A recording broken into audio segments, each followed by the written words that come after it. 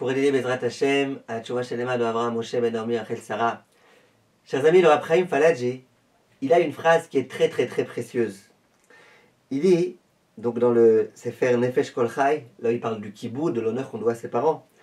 Il dit Ki aviv ve'imo, le père et la mère de l'homme, de la femme, em yoter tov mi kamiya les shomro. Ils sont mieux qu'un kamiya pour protéger l'être humain. Un kamiya, c'est une espèce d'amulette kabbalistique. Vous savez que les grands kabbalistes, le Baba Saleh, les rabbanis, même bien avant, à l'époque d'Agmara déjà, quand quelqu'un était malade, ils prenaient un parchemin, ils écrivaient dessus tout type de choses, des noms de Dieu, tout type de choses.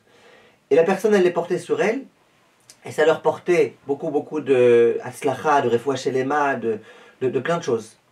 Dit le Rav, ton père et ta mère, c'est le meilleur kamiya qui soit au monde. Tu as besoin de quelque chose, tu dois à ton père de prier pour toi, tu dois à ta mère de prier pour toi. Ça soit la plus extraordinaire qui puisse marcher, mieux que les kabbalistes et que tout ce que tu veux. Le Rabbi Derman, il raconte une histoire extraordinaire qui s'est produite à Ashdod avec un homme qui s'appelait Rabbi Mordechai Moshkovitz. Son épouse, qui était une grande sadika, elle est décédée. Elle est décédée, et voilà que pendant les Shiva, pendant les 7 jours de deuil, le médecin qui s'est occupé de cette dame-là, pendant les 4 ans durant lesquels elle était malade, il téléphone à cet homme-là, Rabbi Mordechai, et il lui dit, écoute, j'aimerais te raconter quelque chose. Sache d'abord que moi, j'ai pas beaucoup de temps pour téléphoner aux gens qui sont en deuil, et même quand c'est des patients, en général, je prends pas la peine de téléphoner. Mais là, je voulais te raconter quelque chose. Il dit, en dehors de ça, moi, je suis pas quelqu'un qui a une très grande émouna, une grande confiance en Dieu. Mais là, je te promets que ton épouse, elle m'a donné une confiance extraordinaire en Dieu. Et il raconte. Il dit, ta femme, elle est arrivée environ il y a 4 ans. Elle est venue me voir, parce qu'elle souffrait énormément, elle était très malade. J'ai fait tous les scanners, tous les examens médicaux nécessaires. Et je me suis aperçu que malheureusement, elle était incurable. Je lui ai dit, madame, il vous reste 6 semaines à vivre. 6 semaines, on va devoir faire de la chimiothérapie, on va devoir tout faire, et espérons que pendant 6 semaines, tu tiendras Bezrat Hashem. Il dit, et là, ta femme, elle me dit, non. Non, je m'inquiète pas. Moi, j'ai une garantie. Alors, le médecin dit, mais quelle garantie? Quel rapport avec une garantie? Ça existe des garanties contre la mort. Tout ton corps, il est malade. Il dit, j'ai une garantie. J'ai une maman qui est très faible et qui est très âgée et qui a complètement perdu la tête, qui est même plus capable de nous reconnaître. Et tous les jours, c'est moi qui m'occupe d'elle.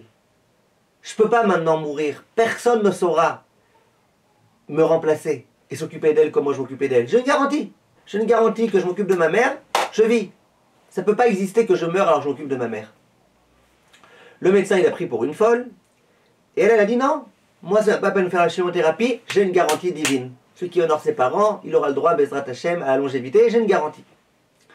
Au passage, en termes de halakha, elle n'a pas bien fait cette dame-là. Je ne suis pas en train de la juger elle-même, mais je parle du comportement. En termes de halakha, il ne faut pas apprendre d'elle qu'il faut avoir de la émouna, avoir des garanties et ne pas faire la chimiothérapie. Bien sûr que ce que Dieu attend de l'homme, c'est de faire la chimiothérapie, mais elle n'a pas voulu. Et donc elle prenait un petit comprimé, je ne sais pas exactement de quoi, que le médecin il lui administrait malgré tout, ça a été d'accord de prendre. Le médecin il raconte, et il dit, et par miracle, alors qu'elle était censée mourir, alors qu'elle était faible, par miracle, eh ben, elle prenait ce médicament, et ça suffisait. Et elle vivait comme il fallait. Il dit, et j'ai vu combien elle s'occupait de sa mère. Il y a eu une période dans laquelle elle-même, à peine elle arrivait à marcher, et malgré tout, elle allait s'occuper de sa mère. Et elle faisait tout ce qu'il fallait pour elle. Et ce que j'aimerais te raconter, c'est la chose suivante. Sa mère, elle est décédée. Récemment. Il y a 1 mois et demi. Et au moment où elle est décédée, eh ben, les comprimés qu'elle prenait, qui jusque-là, de façon miraculeuse, ils fonctionnaient plus. On a été obligé de lui faire de la chimiothérapie. Ben voilà, pendant 6 semaines, on lui a fait de la chimiothérapie, elle est morte. Et là, le médecin de dire, je vois en tous les cas combien cette garantie, c'est une garantie puissante, j'ai jamais vu ça de ma vie.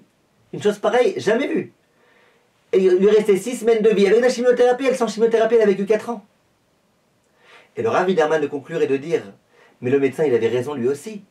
Parce que quand le médecin il lui avait dit au début, madame, il ne te reste plus que 6 semaines à vivre. Effectivement, il lui restait plus que 6 semaines à vivre. Une fois que la garantie était terminée, la maman est morte. Au bout de 6 semaines, elle est morte. La fille. On voit de là combien, quelquefois on a l'impression nos parents, c'est une charge pour nous, et ils sont lourds, et ils sont... Il n'y a pas de meilleur kamiya, de meilleure amulette kabbalistique que nos parents, que de nous préoccuper de nos parents, que d'aider nos parents, que de soulager nos parents, que de faire tout ce qu'on peut faire pour aider nos parents à faire ce dont ils ont besoin. Kol Tov, mes chers amis, et à bientôt.